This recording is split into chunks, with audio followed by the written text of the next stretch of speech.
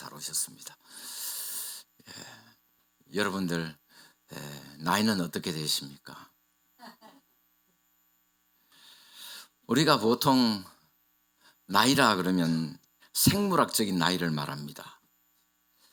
그런데 생물학적인 나이 외에도 여러 종류의 나이가 있습니다. 건강 나이, 건강 나이. 그래서 신체 그 나이는 70인데도 건강 나이는 50밖에 안 된 그런 분들도 계시고, 나이가 50인데도 건강 나이는 한 80된 그런 분도 계시고, 그렇습니다. 그리고 또 정신연령이라는 게 있잖아요. 그죠? 정신연령이 있어가지고 나이에 비해서 어른스러운 그런 사람이 있고, 또 나이값도 못하는 그런 사람도 있습니다. 영적인 부분도 마찬가지입니다. 영적으로 성숙한 사람이 있고 또 그렇지 못한 사람도 있습니다. 교회가 아름다운 모습으로 성장해 가기 위해서는 여러 가지 조건이 있겠습니다만은 영적으로 성숙한 사람이 많아야 될 줄로 믿습니다. 바울은 교회의 구성원인 모든 성도들이 하나가 되어야 하고 또 하나 되기 위해서는 겸손해야 된다고 빌립보서 2장 앞부분에서 가르쳐 주었습니다. 서로 나보다 남을 낮게 여기고, 그렇죠? 겸손한 마음을 가지게 될 때 아름다운 공동체가 세워지고 또 교회는 더 아름다운 모습으로 성장해 갈 수가 있는 것입니다. 그리고 예수님께서 친히 겸손의 모범을 보여주셨다고 말씀합니다. 예수님은 하나님이시면서 하나님과 동등됨을 취하지 아니하시고 자기를 비워 종의 형체를 가져 사람들과 같이 되셨고 자기를 낮추시고 십자가에 죽기까지 복종하심으로 겸손의 본을 보여주셨습니다. 그렇게 예수님께서 자신을 겸손하게 낮추셨을 때에 하나님께서는 어떻게 하셨다고요? 예수님을 지극히 높여주셨다 그랬습니다. 모든 이름 위에 뛰어난 이름 주시고 모든 무릎을 예수의 이름 앞에 꿇게 하시고 모든 입으로 예수를 주라고 시인하게 하셨다고 말씀합니다. 그리고 계속해서 주시는 말씀이 우리 그리스도인들이 예수 그리스도를 본받아서 영적으로 성장해 가라고 말씀하고 있습니다. 그럼 성숙한 성도는 어떤 모습을 가져야 되는가? 오늘 본문을 통해서 몇 가지를 생각해 보며 함께 은혜를 나누기를 원합니다. 첫째로 성숙한 신앙인은 자신의 구원을 이루어가는 사람. 12절에 말씀합니다. 12절 같이 보겠습니다. 그러므로 나의 사랑하는 자들아 너희가 나 있을 때뿐 아니라 더욱 지금 나 없을 때에도 항상 복종하여 두렵고 떨림으로 너희 구원을 이루라. 바울은 빌립보 교회 성도들에게 너희 구원을 이루라 그렇게 말합니다. 여러분, 구원은 우리의 일인가요? 하나님의 일인가요?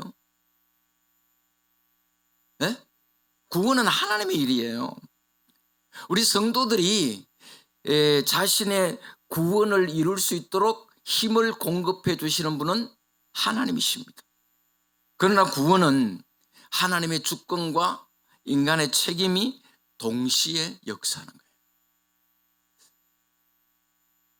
거예요. 지금 속으로 좀 이상한데 하는 분 계시죠? 여러분, 이상하게 생각할 필요는 없습니다.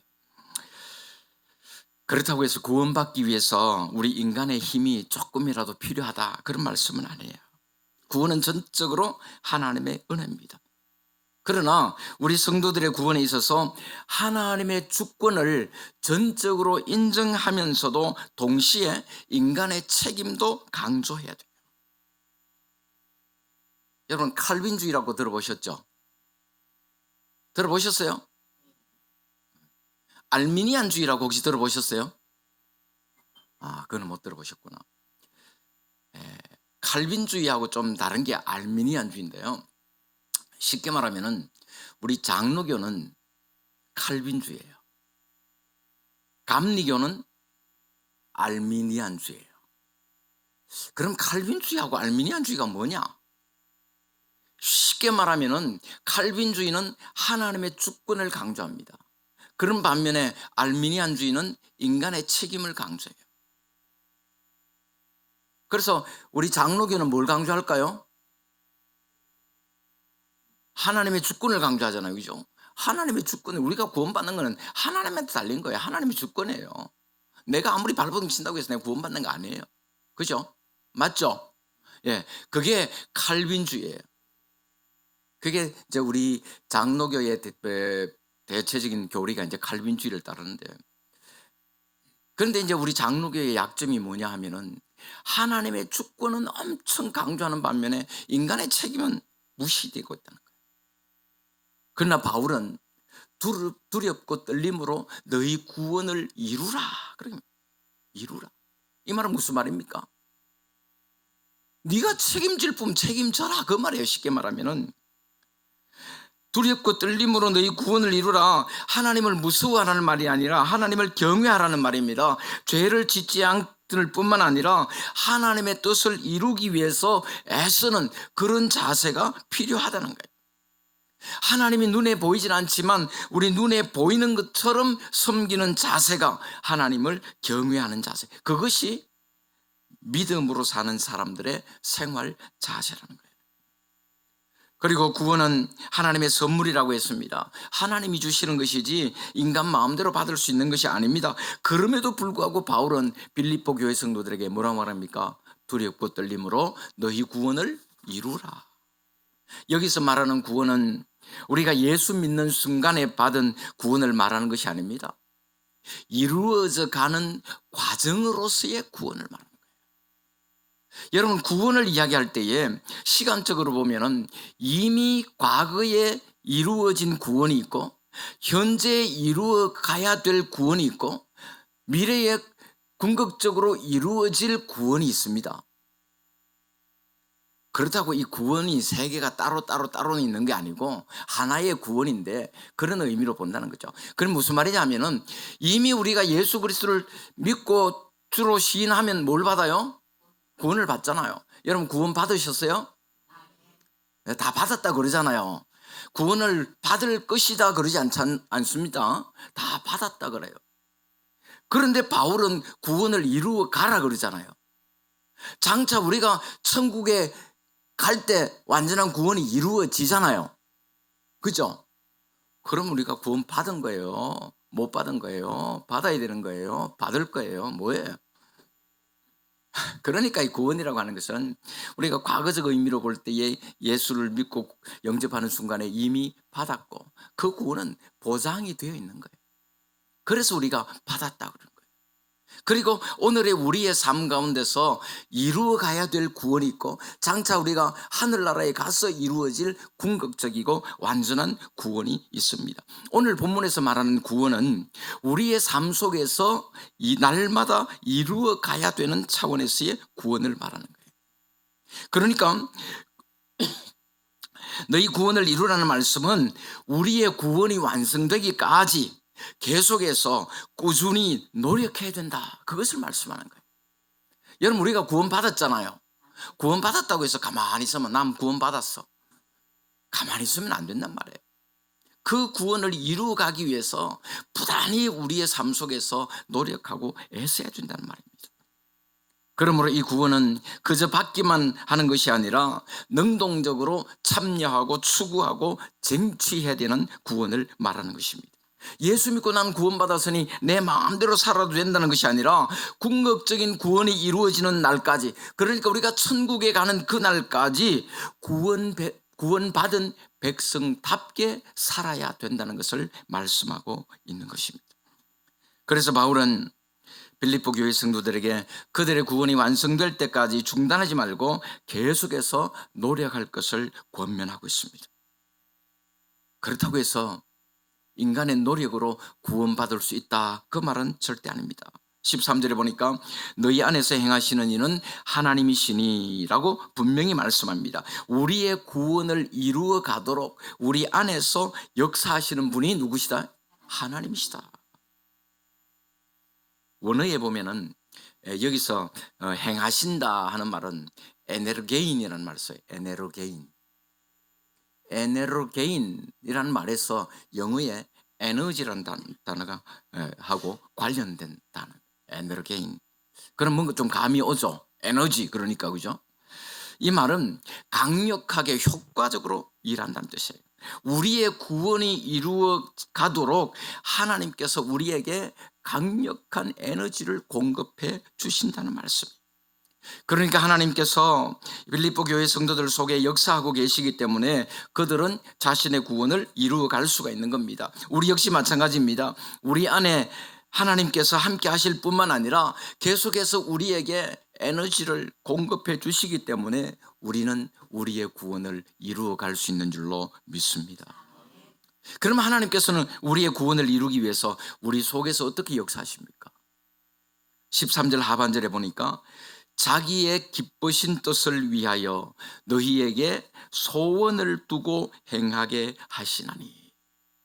우리에게 소원을 두고 행하게 하신다. 그러니까 우리 신자들의 마음속에 소원을 주시고 그것을 행하게 하신다.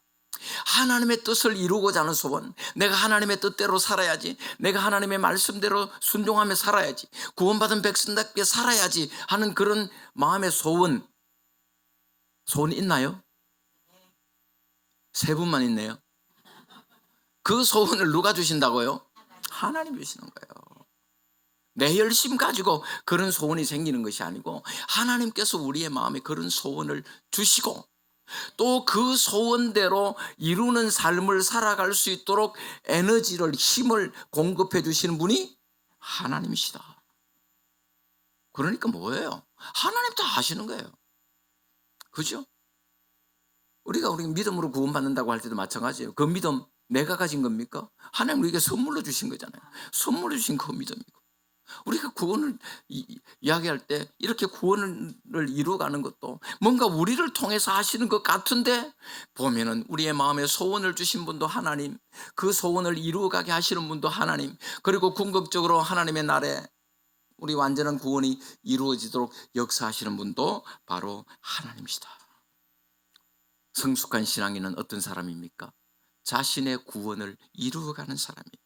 그러나 구원은 인간의 힘이나 노력으로 얻을 수 없는 오직 하나님의 은혜이고 선물입니다. 따라서 너희 구원을 이루라 하는 이 말씀은 스스로의 노력으로 구원을 받으라는 뜻이 아니라 주께서 이미 이루어 놓으신 구원을 우리의 순종과 거룩함에 대한 열정으로 이루어 가라는 말씀인 것입니다. 구원받은 하나님의 백성답게 살라는 말씀입니다. 그러므로 날마다 자신의 구원을 이루어가기 위해서 거룩하고 경건한 삶을 살도록 부단히 노력하는 우리 모든 성도들 되시기를 주님의 이름으로 축복합니다. 둘째로 성숙한 신앙인은 모든 일을 원망과 시비가 없이 하는 사람이에요. 14절에 이렇게 말씀합니다. 같이 보겠습니다. 모든 일을 원망과 시비가 없이 하라. 무슨 일을 하든 원망이나 시비하는 마음이 없어야 된다. 우리의 구원을 이루어 가시는 하나님께 순종해서 믿음 생활을 할 때에 어떤 마음으로 하느냐, 그것이 중요한 거예요. 우리의 마음 깊은 곳에서부터 우러나오는 감사의 마음으로 하느냐, 아니면 불평하고 원망하는 마음으로 하느냐, 그것이 중요합니다. 바울은 성도들이 믿음 생활을 할 때에 원망과 시비가 없이 하라고 권면하고 있습니다. 여기서 원망과 시비라고 하는 말은 하나님께 대한 것과 사람에게 대한 걸 다 포함하는 말이에요.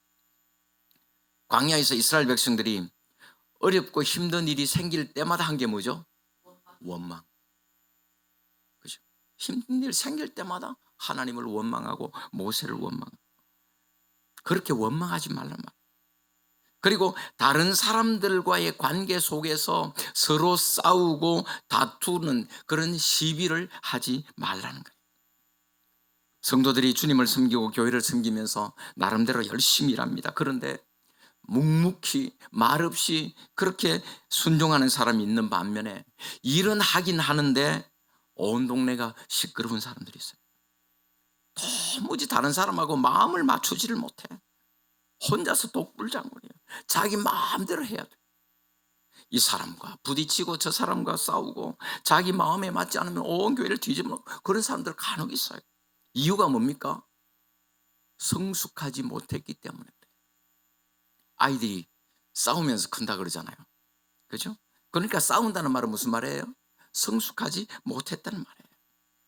차라리 막 일 안 해도 좋으니까 그냥 뒷전에 물러나 있으면 좋겠는데, 또 그런 사람들이 성격상 가만히 못 있습니다. 가만히 못 있어요. 뭔 일이든지 막 나서서, 속된 말로 나서서 설쳐야 돼. 그러다 보니까 자꾸 부딪히게 되고 다툼이 일어나게 되고 시끄러울 수밖에 없는 겁니다. 그러나 성숙한 신앙인은 어떤 사람입니까? 원망과 시비가 없이 하는 사람. 있는지 없는지 모를 정도로 조용히 일합니다. 예전에 어느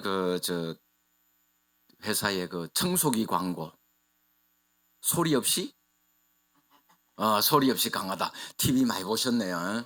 예. 무슨 말이냐 하는 분들은 TV하고는 상관없는 분들이고, TV 광고 열심히 했잖아요. 소리 없이 강하다. 그 무슨 말입니까? 시끄럽지 않고 아주 성능은 좋다, 그 말이죠.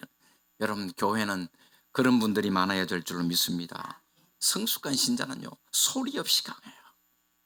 정말 말없이 조용히 있는 듯 없는 듯 그렇게 섬기고 봉사하는데 얼마나 주를 위해서 헌신하고 충성하는지 몰라요. 그러나 성숙하지 못한 신자는 빈 깡통처럼 소리만 요란합니다. 소리 없이 강한 신앙인들 되시기를 주님의 이름으로 축복합니다.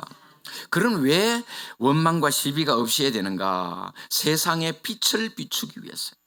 15절에 이렇게 말씀합니다. 이는 너희가 흠이 없고 순전하여 어그러지고 거스르는 세대 가운데서 하나님의 흠 없는 자녀로 세상에서 그들 가운데 빛들로 나타내며. 흠 없다, 이 말은 구약시대 제사를 드릴 때 하나님께 드려지는 제물, 아무 흠이 없는 것을 드렸잖아요. 그런 결점이 없는 것, 하나님과 사람으로부터 책망받거나 비난받을 일이 없는 것을 말하는 거예요. 그래서 순전하다 하는 말은 불순물이 전혀 섞이지 않은 깨끗한 상태를 말합니다. 우리 하나님의 사람들은 어떤 일을 함에 있어서 아무런 원망이나 시비가 없이 할 때 흠이 없고 순전한 하나님의 자녀로 이 세상 속에 빛으로 나타나게 됩니다. 세상에 빛을 비추게 되는 거예요. 그래서 세상이 우리를 볼 때에, 야, 하나님 믿는 사람들은 다르구나, 그렇게 인정을 받게 되는 것입니다. 그리고 모든 일을 원망과 시비가 없이 해야 되는 또 하나의 이유가 있습니다. 바울의 자랑거리가 되기 위해서. 16절에 말씀합니다. 나의 다름질이 헛되지 아니하고 수고도 헛되지 아니하므로 그리스도의 날에 내가 자랑할 것이 있게 하려 함이라. 여기서 그리스도의 날이라고 하는 것은 마지막 심판의 날을 의미합니다. 바울은 그리스도의 심판대 앞에 섰을 때에 청지기로서 자신의 삶에 대해서 반드시 하나님 앞에서 계산해야 될 날이 온다는 것을 늘 의식하고 살았습니다. 여러분, 그것이 종말론적인 신앙이에요. 우리가 종말론적인 신앙이라는 것은 내가 언젠가는 하나님 앞에 가야 된다, 그거 생각하고 살아야 돼요. 여러분, 천년만년 사는 것 아닙니다. 예? 100살 살기도 쉽지 않잖아요.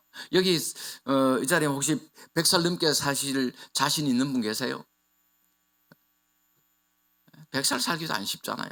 그런데 천년 만년 살 것처럼 그렇게 살면 안 돼요. 우리는 언젠가는 이 세상 떠나게 되고, 언젠가는 주님 앞에 서야 되고, 언젠가는 주님 앞에 섰을 때 우리에게 맡겨진 일들에 대해서 하나님, 내놔봐라, 계산하자 할 때가 반드시 있다는 거예요. 바울은 늘 그것을 생각하고 살았습니다. 그런 마음을 가지고 지금 빌립보 교회 성도들을 권면하고 있는 것입니다. 내가 주님의 심판대 앞에 섰을 때에 나의 다름질이 헛되지 아니하였고 수고도 헛되지 않았다, 그것을 자랑할 수 있도록 하나님의 명령에 순종하여 모든 일에 원망과 시비가 없는 삶을 살라는 거예요.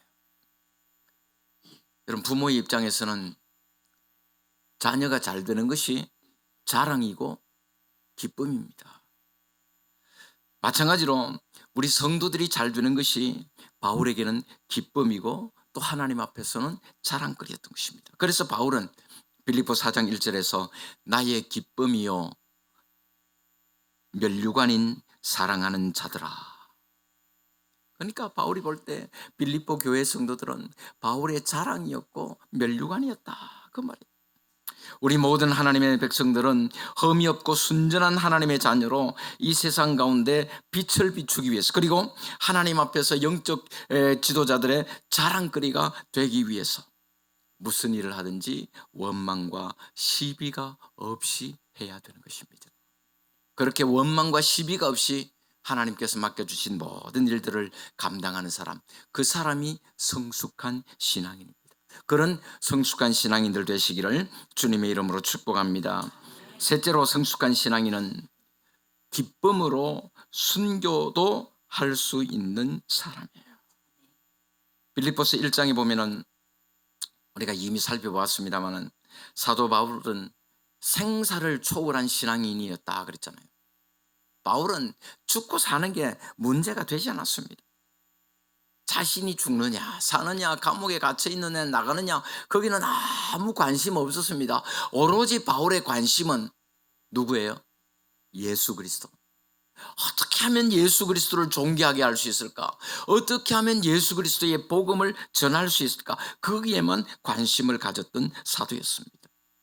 오늘 본문에서도 바울은 빌립보 교회 성도들이 자신의 구원을 이루기 위해서 힘쓰다가 주님께서 재림하실 때 주님의 심판대 앞에서 상급을 받을 수 있다면 자기는 순교의 제물이 된다고 할지라도 오히려 기뻐할 수 있다, 그런 강한 신념을 가지고 있었습니다.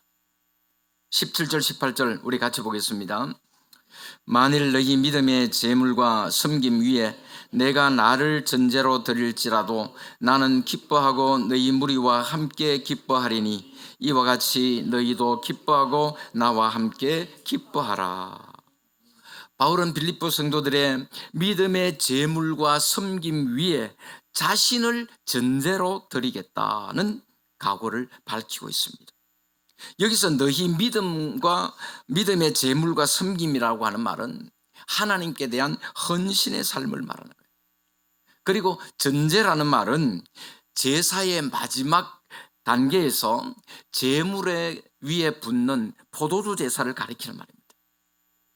그러니까 빌립보 교회 성도들이 하나님께 자신을 드리는 그러한 헌신적인 삶을 살아갈 때에 거기에 더해서 바울은 자기 자신을 제물로 드리겠다 하는 것을 말하고 있는 것입니다. 이처럼 바울은 자신을 제물로 바치겠다는 순교적인 마음 자세로 하나님을 섬겼습니다. 그러면서 빌립보 교회 성도들에게도 철저하게 하나님의 말씀에 복종하는 삶을 살도록 권면하고 있습니다. 그런데 그런 순교의 각오를 밝히고 있는 바울의 마음은 기쁨이 넘치고 있다는 거예요. 뭔가 아주 비장한 각오, 그죠? 뭔가 비장한 각오잖아요. 그러면 뭔가 좀 아주 심각하고 막 그런 게 있어야 되는데 자기는 순교할 것을 이야기하면서도 그걸 기쁨으로 이야기하고 있는 거예요. 마지 못해서 억지로 자신을 드리는 것이 아니라 기쁘게 드리고 있습니다. 그리고 빌립보 교회 성도들 역시 자신처럼 기뻐하라고 권면하고 있는 것입니다. 바울이 이렇게 기쁨으로 순교를 감당할 수 있었던 이유는 그리스도 안에서 생사의 비결을 터득했기 때문에, 죽고 사는 것이 아무 문제가 되지 않았기 때문에. 1장에 보면은 바울은 자신이 죽는 것도 유익하다고 했고 사는 것도 자기의 일에 열매를 맺을 수 있기 때문에 좋다고 그랬습니다. 그러므로 죽고 사는 것이 아무 문제가 되지 않았기 때문에 바울은 순교도 각오하고 살 수 있었던 겁니다. 사는 것에 집착하는 사람은요, 결코 자기 생명을 내놓을 수 없습니다. 많은 사람들이 순교의 제물이 되었다는 사실을 우리는 잘 알고 있습니다. 예수님의 제자들만 해도 다 순교했잖아요.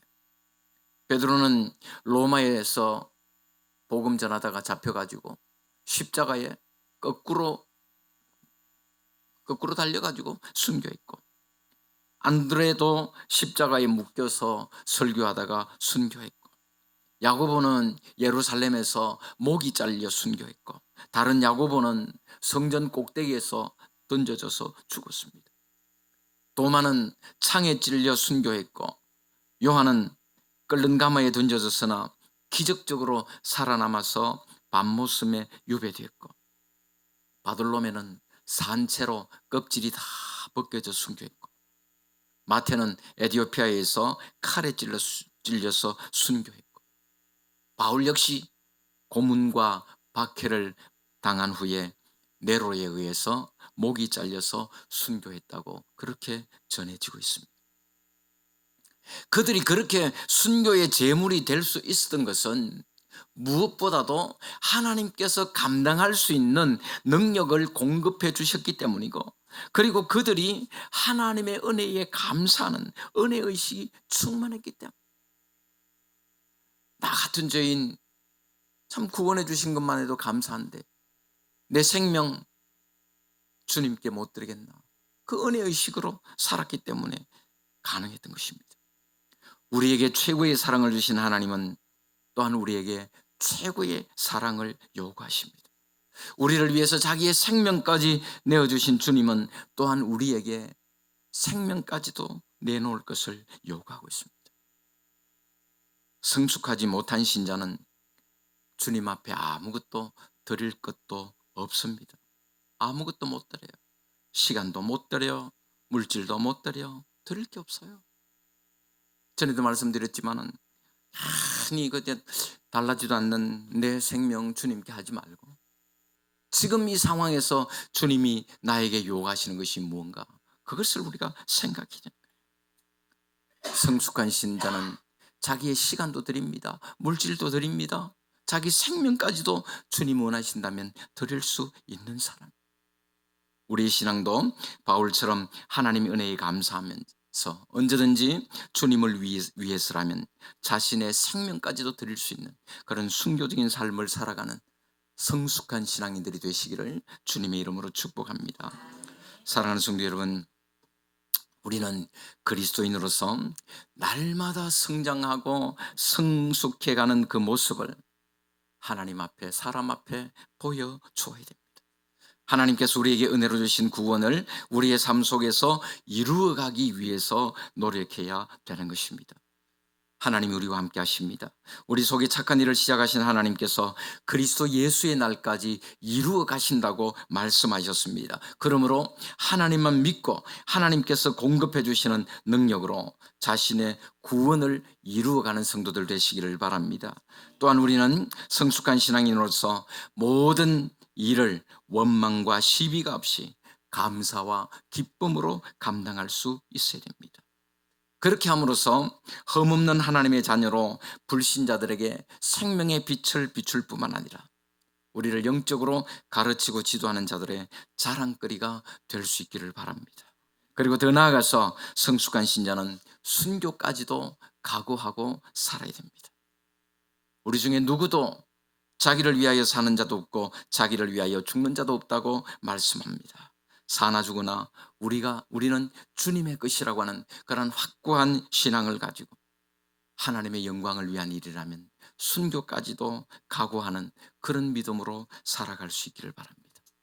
그리하여 우리의 삶을 통해서 날마다 성장해가고 날마다 더 거룩해져가는 성숙한 그리스도인의 모습을 하나님과 사람 앞에 보여줄 수 있는 우리 모든 신앙인들 다 되시기를 주님의 이름으로 축복합니다.